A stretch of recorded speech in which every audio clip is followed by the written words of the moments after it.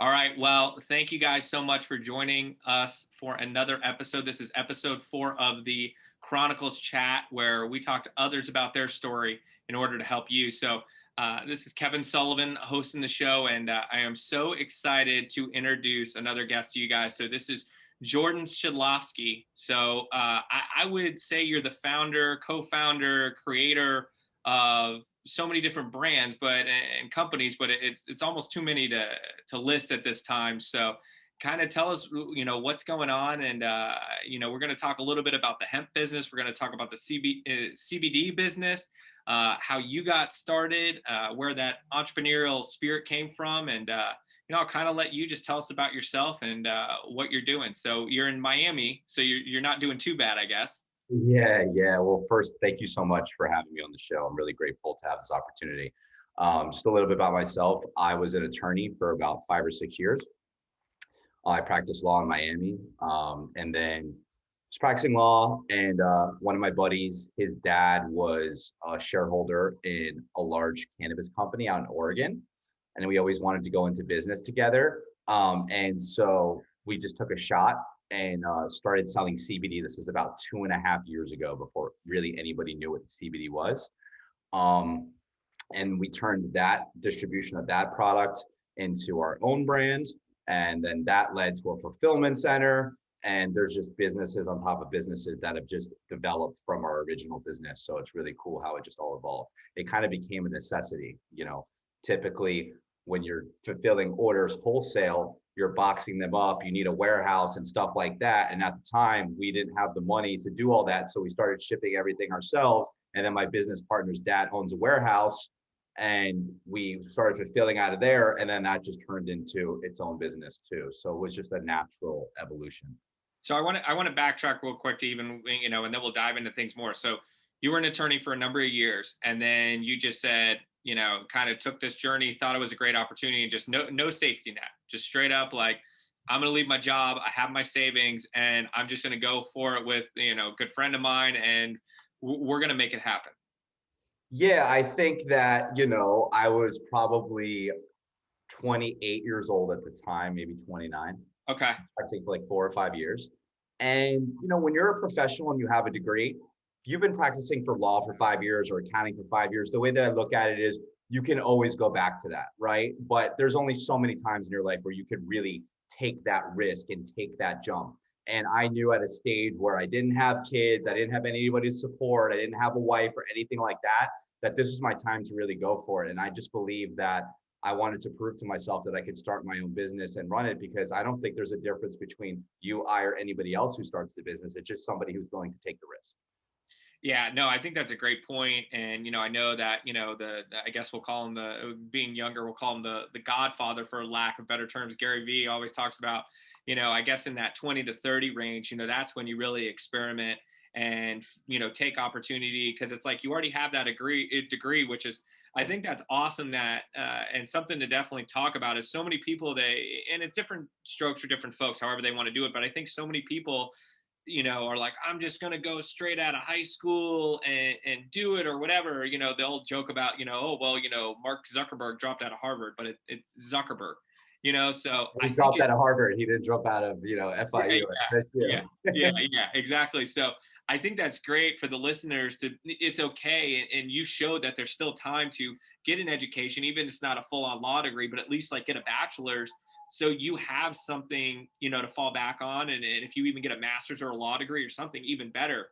But Yeah. you still have that, which is, I think, huge, and makes the opportunity that much better. You know what I mean? So Yeah, I agree with you. I mean, you created your own safety net, essentially, which is yeah, unique. I agree. And, the thing is that, I got an undergrad degree in both accounting and finance. And then I practiced law. So I think that those degrees and the skill sets that I developed for each of those, because when you go to undergrad and you do finance and accounting, you're a math guy, right? And then I wasn't really that good at reading and writing and everything like that, critical analysis. So when I went to law school, I learned all of those skills, and all of that combined has really helped me a lot in my business, because I could look at my profit and loss. I could look at my balance sheet. I could look at all that stuff. I can understand cash flow. I could do all of the agreements, right, for my company and stuff like that. Which is So all of huge. those I skills mean, are those the costs are foundation. massive. Yeah. So, it's when you're doing a startup, it's a lot of money for those costs to hire an accountant, to hire a lawyer, to do all that stuff. So to be able to do it all yourself, to be able to think, when you're a lawyer, one of the best things that you learn is that there's no solid answer. There's always a way to look at what's your high risk scenario, what's your medium risk scenario, what's the most likely outcome. And that's a very important skill to have in business, because you have to be able to measure your risk appetite and have to be able to, understand all of these things when you're developing a business. So I think that going to school is great for a lot of people if you're going to start a business, but also you could learn it by yourself. It just depends what type of business you do and what's right for everybody. Everybody's different. But for me, I really learned a lot. And that's, that's definitely, a unique perspective, and I'm glad to see that, because we don't see that, a lot of entrepreneurs, like I said, I mean, they just go straight into it, and but we only talk about those stories of those people succeeding. We don't talk about the other, million Mark Zuckerbergs that left Yeah. school and it didn't work out. So, and the other thing is too, we'll kind of transition forward, but the network that you made throughout school and those years of education, I'm sure was huge, to be able to have people, and to be able to learn on them, and from them rather, and rely on them. I'm sure that was a big deal as well. Yeah. So, for example, my business partner, his dad, I've never done sales. So basically, our business now is a sales business. So Okay. I've done accounting, I've done law. And when I was practicing law, I wasn't, a marketing personal injury guy. I was more of a construction guy that was doing behind the scenes work, doing a lot of motion practice, stuff like that. The cases would be handed to me by my partner. So it was more of like, I wasn't going out and making sales. I was doing the work, right? So the network is actually really important. And that's one of the best things that I developed, because without going to college and without going to law school, I would never be where I am today, because all the connections that I made to get me into this position were made in those degrees. And on top of that, like I was mentioning, my business partner's dad is a sales guy for like 50 years. He's a master salesman, and he taught us how to sell everything. You know what I'm saying? So having those mentors and having that network allows you to learn from people that have been there and done that and get there a lot faster than trying to go through it all yourself. And I'll tell kind of transition. Where did this entrepreneurial spirit start? And then can you kind of tell me, we kind of touched on a little bit that those your brands kind of came almost organically, that you were fulfilling a need within your own company, but Yeah. how did it kind of start? And then what are your brands? What are you doing? So first, the first question is how did it start? So yeah, how did the entrepreneurial start? Did you know that you wanted to own Gotcha. a business from a young age, or is it just something Yeah. that kind of, where did that come from? Yeah. So growing up, my father owned a bunch of small businesses, in the restaurant business, and I've been working every weekend and every summer since I was 8 years old. So So the, when the harvest everybody, industry, you knew from a young age. yeah, so my dad has always been an entrepreneur. I've been working my whole life, and like in high school, I would take all the money that I was making and I would buy sneakers, and then I would sell those sneakers for money. Like I just really live and I thrive, kind of like Gary Vee, off of just the game, like buying stuff, arbitrage, flipping it, things like that. So when I was practicing law, it was great, but I was still doing all those things on the side, you know? And when it comes down to it, right? If you're making, I don't know, 100 grand a year or something like that, that's like $300 or $400 a day that you have to make, right? We could all probably figure out how to sell $300 or $400 worth of goods, And I was Yeah, of like, course. let's get to a point of, and this is where the entrepreneurial spirit came. It was really like, I was seeing how much money the law firm was making off of having all these associates under them, right? And I knew that my time was capped. So I really wanted to get into a business that was scalable. I could sell more products than I had hours in a day. So with the growing up, working all the time, flipping stuff my whole life and everything, I just really wanted to go after it, especially at this time in my life, like we talked about. Of course. And then the brands that we have. So right now we have a company called LunchBox Distribution. They're Mhm. the official distributor for LunchBox Alchemy. And LunchBox Alchemy is considered to be the number one THC edible manufacturer in the state of Oregon. For those that don't know about cannabis or hemp, Oregon is considered to be, especially Bend where they are, that's like the Napa Valley of cannabis. It doesn't get better than that. And the products that we distribute are gummies. And infused gummies are considered to be the hardest products to make by far. They actually did a Netflix documentary on this, and they featured the company that we distribute on that documentary as being the world leader in this process and explained how complicated it was. So that's one brand, is LunchBox Distribution. And we started building out the LunchBox CBD products. We, advise what SKUs to make, what the pack size should be, what the functions of the product should be, things like that. And then we developed a distribution channel, right? And once we develop that distribution channel and you have clients, well, then you figure out what are those clients' other needs besides what you're servicing, right? So when we learned that information, we started developing our own products and came out with our own brand, which is called Enjoy Hemp.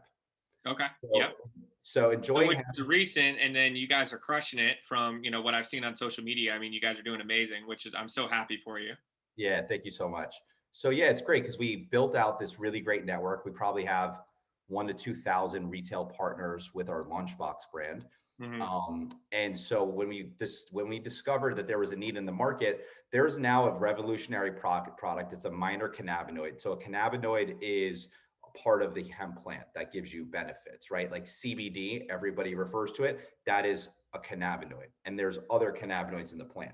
So there's this one cannabinoid, it's called Delta 8 THC. So what everybody looks at as regular THC, that's Delta 9. So this is scientifically one carbon link over, and it's derived from hemp. So it's totally legal. Okay. And there's no medical card needed. There's no, doctor's visits. You don't have to go to a dispensary. You could get it delivered. You could go to enjoyhemp.co right now, order cannabis right to your door. So we came out with those products. What was that? One more time, shameless plug. It was what? It was in enjoyhemp.co. If you're listening to this, the guy that stole enjoyhemp.com, I'm not paying you for it. I'm going with that. Yeah. He said clearly co. Yeah, clearly co. You can steal all the domains, that guy. So we launched that, and it was really exciting because our first run of product, we ran a lot of product because we knew we were going to have a demand. And by the time launch day came, we teased it for about 4 or 3 weeks prior to launch. The first day that the product came out, everything was sold. There's that. Yeah. That's primarily based off of knowing your customers' wants, knowing your customers' needs. And I think that that's the most important thing, about having a brand. And by starting a new brand is you have to learn your customer and learn what they like, learn what they don't like. And it's a lot easier to start a brand when you already have a network of people that you can sell that brand to than it is to just start off on your own and invest all this money into things, right? Because you or I can think that A, B, and C is a great idea, but if the customer doesn't think that's a great idea, you're not going to make any sales. So we were able to really get a lot of information from our clients. What are you looking for? What would make your current products a 10? If I can make something for you, what would it be? And we surveyed all of our customers and made them the products. And that's why our brand has been able to be so successful, because we were able to meet the needs of the market through our market research, which is our customers. And I think that's what a lot of people forget too, is a lot of people create a business thinking that's what their customers want. And it's like, I guess the easiest example is, I'm going to start an ice cream business and I'm going to make, mint chocolate chip Oreo super duper ice cream. And it's like, do you even know anybody that likes mint chocolate chip Oreo super duper ice cream? Or like, did you even ask anybody? Or and it sounds like too that, it's as easy as just, having conversations with people. It's not like, obviously you can spend money on market research and, pay other people to do it. But, it sounds like if you surround yourself with a great network, you can get a lot of information. You just can't be afraid to ask. Yeah. Well, I think what was really cool is that, when we first started doing the LunchBox products that we were distributing, we had one product, and then we learned from our customers and we made another line. And then on our third time, we really went all in and got a lot more feedback from our customers. So our third line of products released summer of last year, which, as many of us remember, that was when coronavirus first hit. And our business is business to business. It's not business to customer mostly. I mean, you can go online and buy the products, but our main business is distributing to retail stores. And a lot of them were either